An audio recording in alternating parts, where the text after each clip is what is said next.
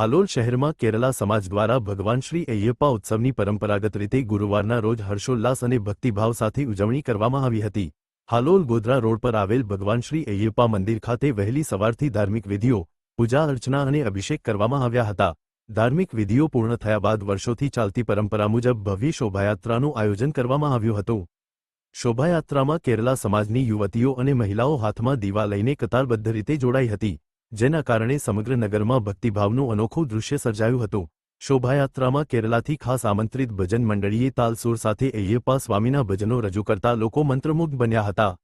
ઉલ્લેખનીય છે કે કેરલાના શબરીમાલામાં ભગવાન શ્રી અય્યપ્પાનું મુખ્ય મંદિર આવેલ છે, જેને અનુલક્ષીને દર વર્ષે હાલોલ શહેરમાં પણ આ ઉત્સવની ઉજવણી કરવામાં આવે છે। હાલોલ શહેરમાંથી પસાર થયેલી શોભાયાત્રા દરમિયાન હાલોલ બજાર વિસ્તારમાં આવેલી મુખ્ય મસ્જિદ પાસે વિશેષ ધૂન વગાડી ધાર્મિક સહિષ્ણુતા અને સૌહાર્દનું ઉદાહરણ રજૂ કરવામાં આવ્યું હતું। આ સમગ્ર આયોજનને સફળ બનાવવા કેરલા સમાજના આગેવાનો તેમજ અય્યપ્પા મંદિર કમિટીના સભ્યોએ જહેમત ઉઠાવી હતી।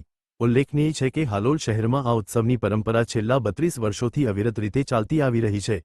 શોભાયાત્રામાં કેરલા સમાજના આગેવાનો ઉપરાંત મોટી સંખ્યામાં નગરજનો પણ ઉપસ્થિત રહ્યા હતા।